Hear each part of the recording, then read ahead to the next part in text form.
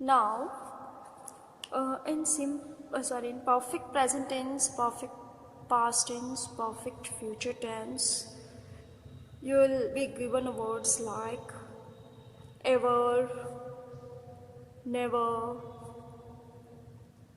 already, yet. Fine. So अगर ये सब वर्ड्स है तो वो परफेक्ट टेंस ही है. लेकिन आपको कैसे पता चलेगा कि परफेक्ट प्रेजेंट है, परफेक्ट पास्ट है या परफेक्ट फ्यूचर टेंस है? तो simple, let me explain you with help of example. Simple अगर वर्ड सेंटेंस दिया गया है, I have already eaten my lunch. तो यहाँ पे कोई भी वर्ड्स नहीं दिया गया. अगर अगर परफेक्ट पास्ट और परफेक्ट फ्यूचर होगा तो आपको दो कंबाइंड सेंटेंस दिए होंगे, या तो फिर यहाँ पे आगे या पीछे कहीं पे भी अदर वर्ड्स में पास्ट का या फिर फ्यूचर का कोई वर्ड्स ज़रूर दिया गया होगा, ताकि आपको पता चले कि ये ऑलरेडी आया है तो परफेक्ट टेंस ही है, लेकिन परफेक्ट प्रेजेंट है, पास्ट या फ्यूचर है, वो आप ये वर्ड के आधार से आप उसे पहचान सकते हो. लेकिन अगर कोई वर्ड्स नहीं दिया है तो आपको आंसर सिर्फ परफेक्ट प्रेजेंट टेंस में ही लिखना है. परफेक्ट प्रेजेंट में ही लिखना है बस. अगर कोई वर्ड्स नहीं दिया गया, सिंपल सेंटेंस है, ऑलरेडी है, एवर है, एवर नेवर है, यट है, ऐसे वर्ड्स होने चाहिए. अगर ये वर्ड्स है तो ही वो परफेक्ट टेंस है, अदरवाइज नहीं है. अदरवाइज दूसरे कोई भी वर्ड्स दिए होंगे जैसे आपको वो टेंस का पता चल जाए. I taught you in the lectures about simple tense and continuous tense के कैसे कैसे वर्ड्स दिए होते हैं. तो परफेक्ट टेंस में एवर, नेवर, ऑलरेडी, येट ये सब दिया गया होगा ताकि आपको पता चले कि ये परफेक्ट टेंस है. और सेंटेंस पढ़ के आपको पता चलेगा कि परफेक्ट प्रेजेंट है, परफेक्ट पास्ट है या फिर परफेक्ट फ्यूचर है. Let me give you more examples about perfect present and perfect past and future. तो before the supervisor came to the site, before the supervisor came to the site, the workers blank their work. Start. Before the supervisor came, यहाँ पे एक verb दिया गया है जो past tense का है. तो यहाँ पे पास्ट दिया गया है तो आंसर भी पास्ट में ही आएगा, पास्ट परफेक्ट में. The workers had started. Okay, before और आफ्टर दोनों में सिंपल टेंस और परफेक्ट टेंस में ही आंसर आएगा. अगर आपको एक सिंपल टेंस दिया है तो आपको आंसर परफेक्ट टेंस में लिखना है. अगर एक परफेक्ट टेंस का सेंटेंस अगर दिया है तो आपको आंसर पास्ट टेंस में लिखना है. Let me have one more example of after. After the parents blank the principal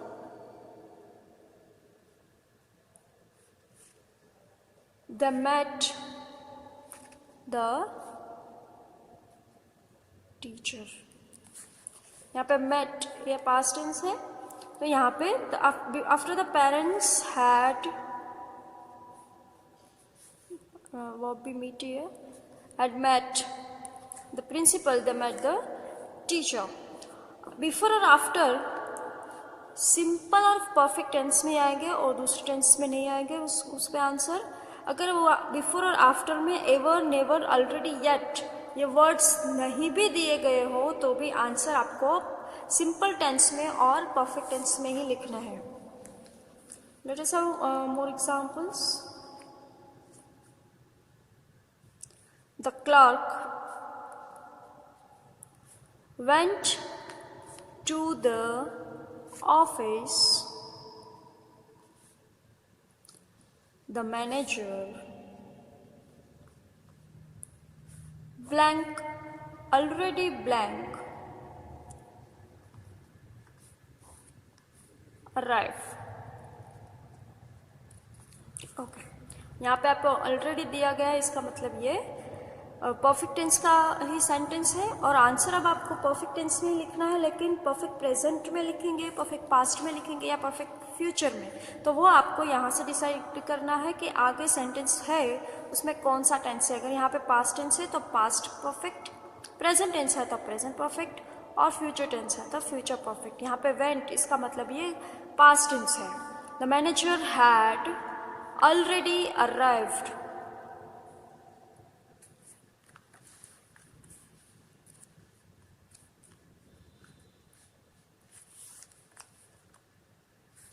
The patient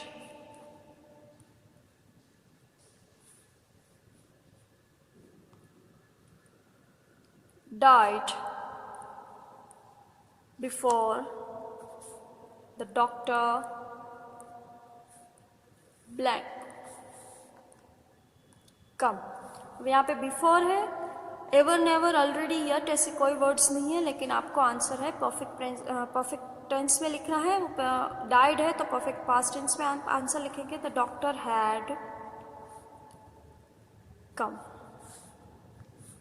come came come, so doctor had come. Let me give you more examples. The teacher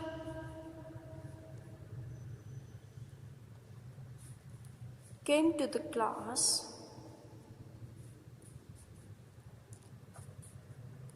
the students blank already blank। The students same arrive।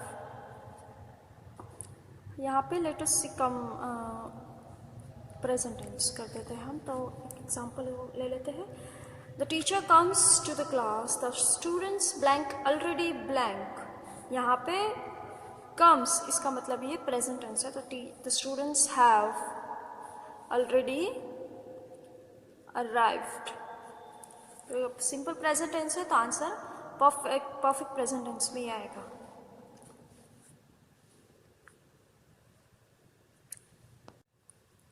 Before we reach the railway station, the train blank already blank। ये reach इसका मतलब ये simple present tense है, तो यहाँ पे answer आएगा perfect present tense में। The train has already left, has left. यहाँ पे reached होता, यहाँ पे होता हैड ऑलरेडी लेफ्ट। इसका मतलब है कि यहाँ पे आपको टेंस में इजीली पता चल जाएगा, बिफोर और आफ्टर होगा तो कि कौन सा टेंस है, तो आप बिफोर और आफ्टर में परफेक्ट टेंस ही यूज़ होगा, परफेक्ट टेंस और सिंपल टेंस। तो एक टेंस आपको दिया गया होगा ताकि आप दूसरा आसानी से उसका आंसर लिख सकें। Before we will reach the station, यहाँ पे है simple future tense, will reach. She will have finished her performance, ये हो गया परफेक्ट फ्यूचर टेंस। ये सिंपल फ्यूचर है तो आंसर आएगा परफेक्ट फ्यूचर टेंस में। Okay, I hope you understand sorry after and before and perfect tenses के आपको अगर ये वर्ड्स दिए गए हैं इसका मतलब ये परफेक्ट टेंस है। एवर नेवर ऑलरेडी येट ये ब्लैंक्स में आएंगे तो ये परफेक्ट टेंस है। और परफेक्ट प्रेजेंट, परफेक्ट पास्ट और परफेक्ट फ्यूचर कैसे आपको पहचानना है, तो उसके लिए आपको ऑलरेडी सेंटेंस में कोई ना कोई वर्ड दिया गया होगा या तो फिर दो सेंटेंस कंबाइंड दिए गए होंगे और इसमें से आप एक वर्ब्स को पहचान के दूसरा आंसर लिख सकते हैं। अगर कोई भी वर्ड्स नहीं दिया है, अगर कंबाइंड सेंटेंस भी नहीं है, सिंगल सेंटेंस है, तो आपको आंसर परफेक्ट प्रेजेंट टेंस में ही लिखना है। Next will move towards perfect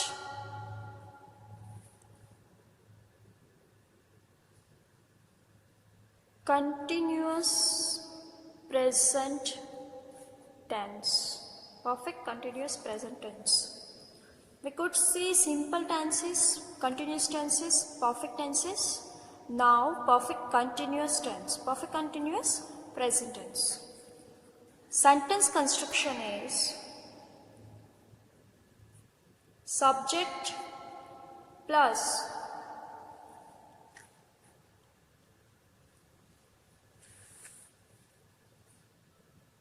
have, has, plus been plus verb with ing,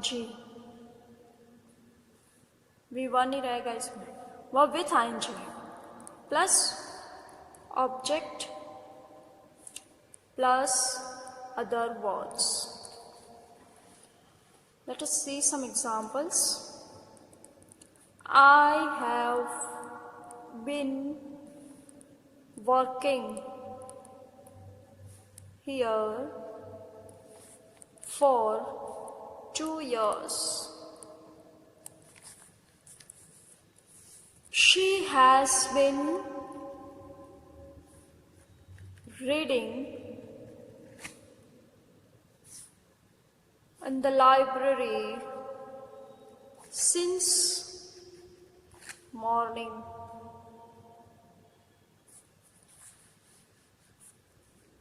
He has been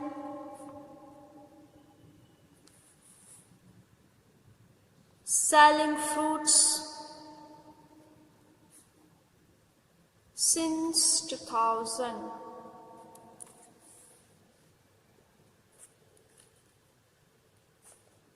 We have been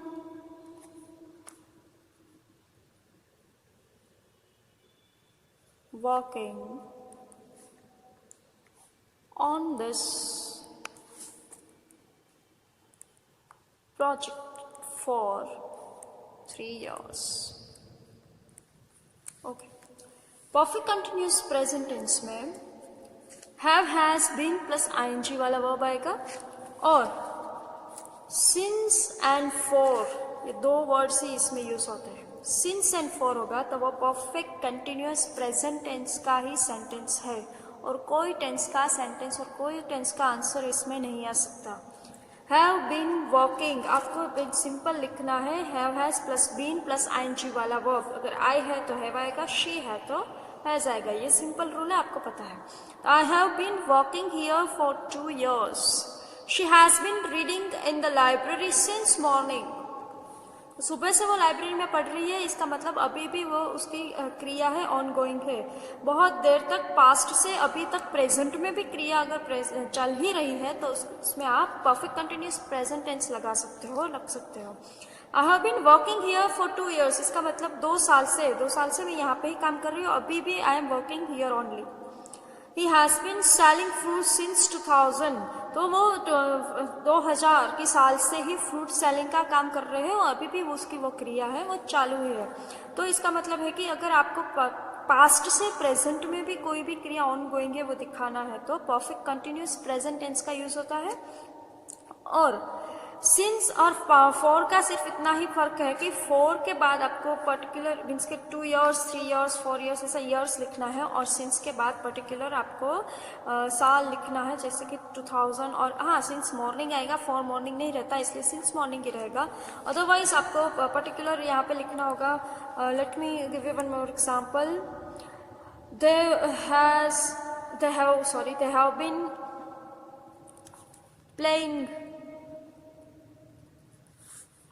cricket since, they have been playing cricket since 2015. तो यहाँ पे आपको particular year लिखना है. अगर सिंस लिख रहे हो तो पर्टिकुलर ईयर दिखाना है, और फॉर लिख रहे हो तो फॉर 5 years ऐसे आप लिख सकते हो. तो सिंस के बाद आपको पर्टिकुलर ईयर लिखना है, फॉर के बाद आपको 5 years, 2 years, 3 years, 15 years कुछ भी आपको ईयर्स दिखाना है. लेकिन परफेक्ट कंटिन्यूस प्रेजेंट टेंस में सिंस और फॉर ये दोनों वर्ड्स ही है जिससे आप उसे पहचान सकते हो कि ये सेंटेंस है परफेक्ट कंटिन्यूस प्रेजेंट टेंस का है, और आंसर भी इसमें परफेक्ट कंटिन्यूस प्रेजेंट टेंस में ही आएगा. आपको एग्जाम में ब्लैंक्स पूछी जाएगी टेंस के ऊपर से, और साइड में ऑप्शन नहीं दिए गए, सॉरी, ब्रैकेट में आपको वर्ब दिया गया होगा, तो आपको पहचानना है ब्लैंक्स को पढ़ के कि कौन सा टेंस की ब्लैंक है ये और कौन सा उसमें आंसर रहेगा. तो सिंस एंड फॉर है तो perfect continuous present tense. Okay, let us see question in negative. They have been playing cricket since 2015.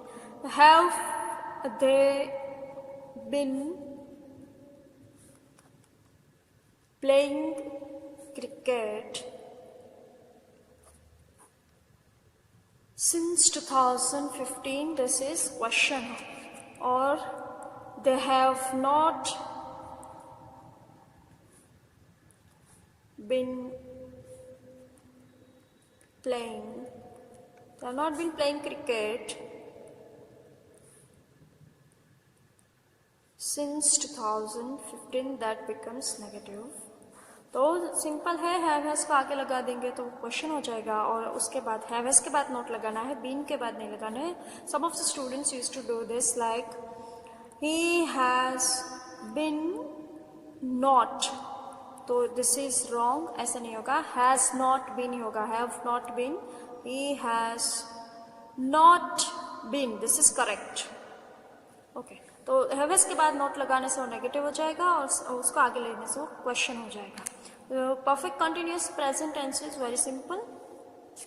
Now, perfect continuous past and future tense.